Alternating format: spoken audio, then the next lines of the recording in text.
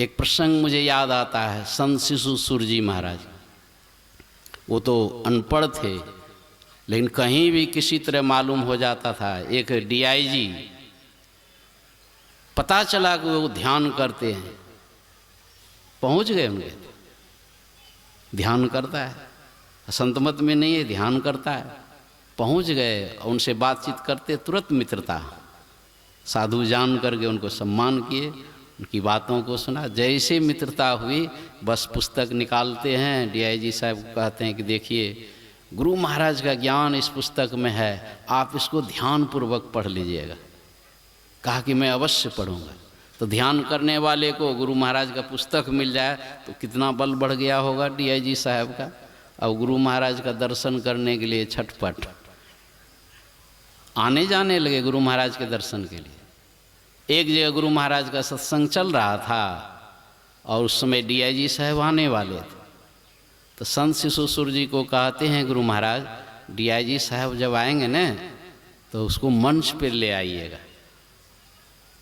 तो इधर प्रवचन चल रहा है और वो इंतजार कर रहे हैं डीआईजी साहब का। हनुमान थे ना, उधर डीआईजी साहब का इंतजार कर रहे हैं। गुरु महाराज की आदेश है, लेट आए, ऑफिसर हैं, लेट आए।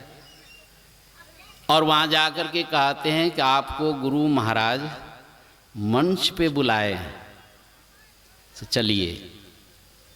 वो स्वीकार नहीं किए कि नहीं, अभी गुरु महाराज का प्रवचन चल रहा है, हजारों लोग मन एकाग्र करके प्रवचन को सुन रहे हैं।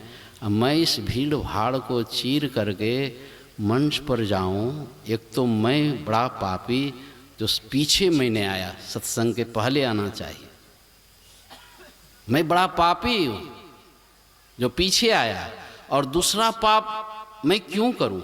इतने हजार लोग जो है सत्संग को सुन रहे हैं, सबका मन सत्संग सुनने में लगा हुआ है, और मैं मंच पर जाऊं तो कितने सारे लोगों का मन सत्संग से हट जाएगा।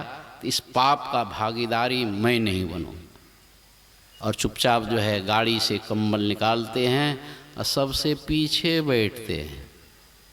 एक जगह गुरु महाराज का प्रवचन हो रहा था, सिरधर बाबा है ना, संत शिशु सूर जी और सिरधर दास जी महाराज सब एक कैटेगरी के।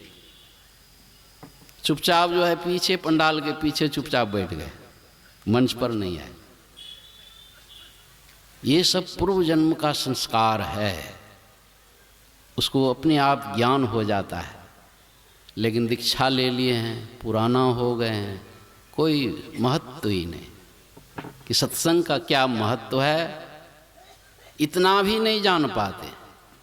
कहेंगे कि हमारे जीवन में शांति मिल जाए, हमारे जीवन में सुख मिल जाए, हम आँख बंद करके बैठें तो ध्यान में मन लग जाए। ध्यान इतना आसान है? तो बाबा ने कहा, ब्रह्मलीन भुजंगी बाबा ने, अहो ये सब जो है ना पूर्व जन्म का संस्कार है, भले इसमें जो है अभी दीक्षित नहीं हुए हैं, लेकिन जितना संस्कार बना हुआ है और संस्कार बढ़े, इसलिए उनको भी दीक्षा ले करके और अंतिम जो साधना का अंतिम है, चरम लक्ष्य है, जिसके लिए जो है ब्रह्मा विष्णु महेश भी व्याकुल हैं, उस सत्य शब्द को ग्रहण करेंगे।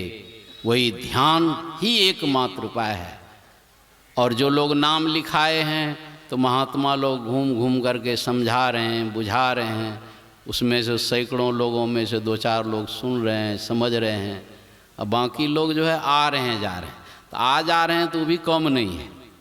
यदि कोई बच्चा आता है जाता है, कोई गार्जियन कह दे कि खाली आता जाता है, कुछ सीखता समझता नहीं है, इसको जाने से रोक दो। जिस छोटा बच्चा नहीं 2-4 महीना स्कूल आता जाता है, बैठता भी नहीं ठीक से, और उसको स्कूल से जाना बंद कर देंगे कि पढ़ता नहीं है, तो नहीं ही पढ़ेगा।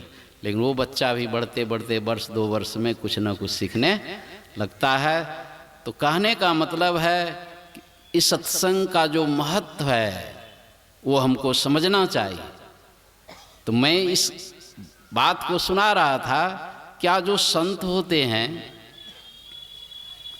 जब भगवान बुद्ध ने कह दिया कि 4 महीने के बाद मैं अमुक तिथि को शरीर छोड़ूंगा, तो सारे उपासक जो है रोने धोने में लग गए। अब हम लोगों के बीच भगवान मात्र 4 महीने ही रहेंगे। और एक भिक्षु इतना रोता था, खाली रोना ही रोना, रोने के अलावा और कोई दूसरा काम नहीं। और कुछ भिक्षु ऐसे थे,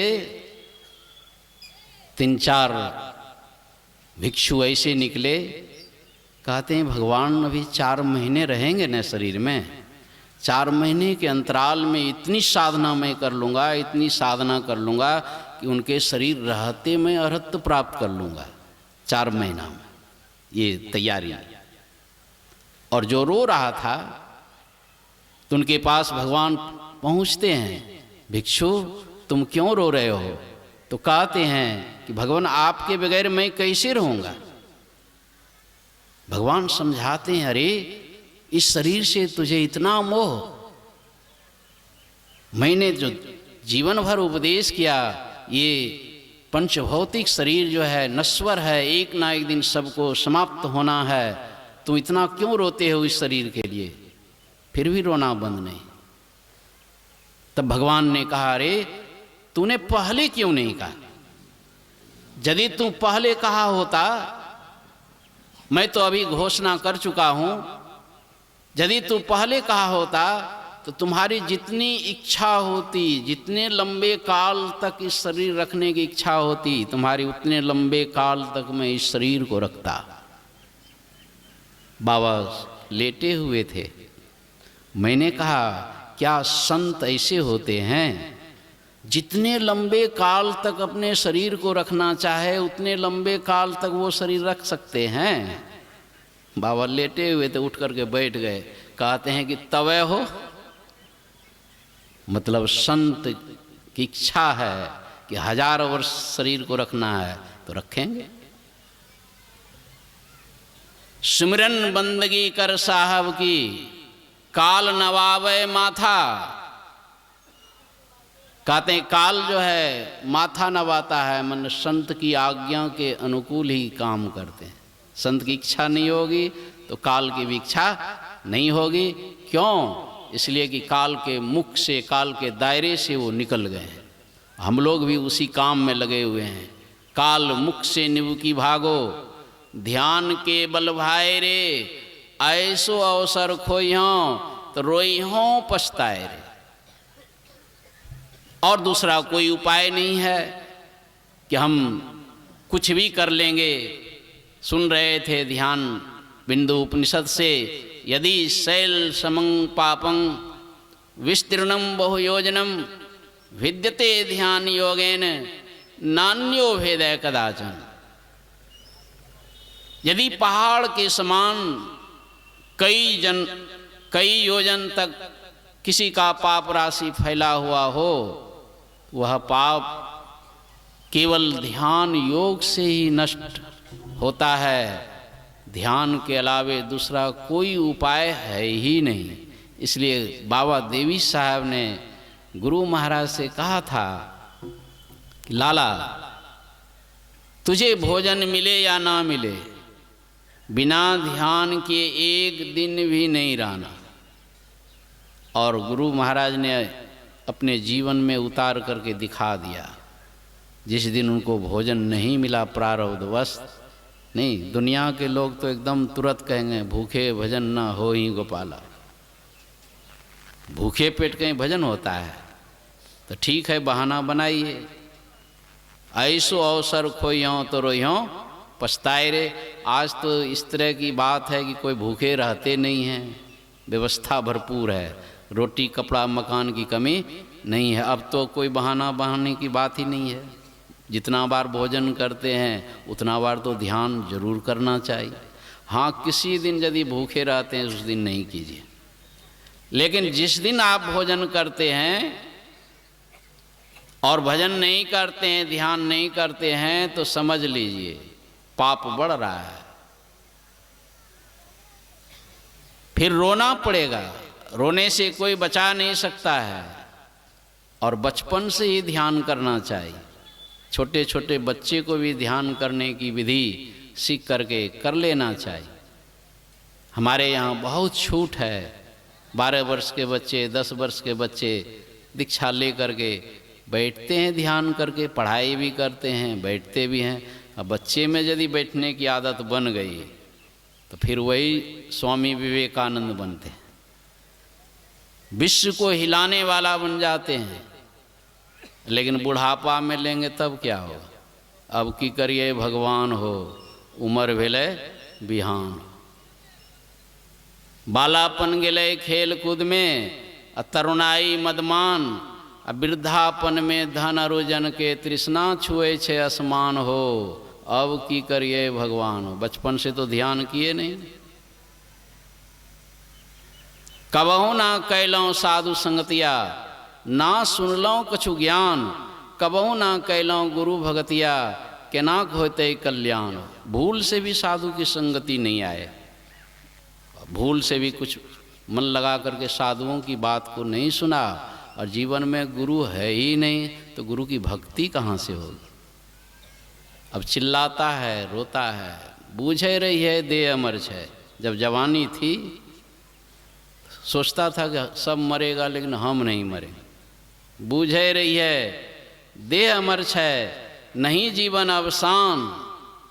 लेकिन जवानी तो सदैव रहती नहीं है, धीरे धीरे बुढ़ापा, शरीर कमज़ोर, घुटना में दर्द, कमर में दर्द, उठना बैठना मुश्किल। तब होश आता है बूढ़ा को, लगता है कि शरीर नहीं रहेगा, मौत देखता है। अब तो जम के मुंगड़ी याद करी करी, थर थर करे छे मोरा प्राण हो। अब की करिए भगवान हो, उम्र भेले बिहान हो। रोता है, यही काम पहले से मुंगड़ी देखता, मौत को देखता तो कितना काम बन जाता। सब काम बिगाड़ करके बूढ़ा हुए हैं। जवानी में यदि मौत को देख ले, उसको काल नहीं छुएगा, उसका परम कल्याण हो जाएगा। दो बातन को याद रख, जौं चाहो कल्याण। नारायण एक मौत को, दूजे श्री भगवान। ठीक है, कुछ वेद पुराण नहीं जानते हैं, संतवानी नहीं जानते, एको भजन नहीं जानते हैं, इतना छूट है। लेकिन दो बात याद रख सकते हैं कि नहीं? कितना सगा संबंधी, नाती पोता सबका याद रखते हैं, तो सब तो गड़बड़ाने वाला है। और दो बात सिर्फ याद कर लें, कितना आसान है। यही है सत्संग। दो बातन को याद रख, जौं चाहो कल्याण। नारायण एक मौत को, मौत एक दिन होना ध्रुव निश्चित है, उस मौत को सदैव याद रखें। जैसे मौत को याद रखेंगे तो भगवान अपने आप याद आ जाएगा। दूजे श्री भगवान, यही कल्याण का मार्ग। तो ये सत्संग में आने से होता है। तो लेकिन सत्संग किए बगैर बूढ़े हो गए, शरीर लाचार हो गया, उठना बैठना मुश्किल हो गया, तब क्या करते हैं? चिल्लाते हैं। अब तो जम के मुंगड़ी याद करी करी, थर थर करे छे मोरा प्राण हो। अब की करिए भगवान हो, उम्र भेले बिहान। लाज लगे छे विनय करे में। साधु महात्मा जो कहते हैं करने के लिए, मांस मत खाओ, मछली मत खाओ, झूठ मत बोलो, शराब मत पियो, नहीं बेविचार मत करो। साधु महात्मा के बात को नहीं मान करके अपने मनमानी करते। मन का कहा ना कीजिए, मन है पक्का चोर, बीच दरिया में ले जाए के देगा तुमको छोड़। अपने मनमानी करने से भारी दुर्दशा होती है। इसलिए कहते हैं लाज लगे छे विनय करे में, करनी आपन जान। सदगुरु महाराज की जय। बोलिए श्री सदगुरु महाराज की जय।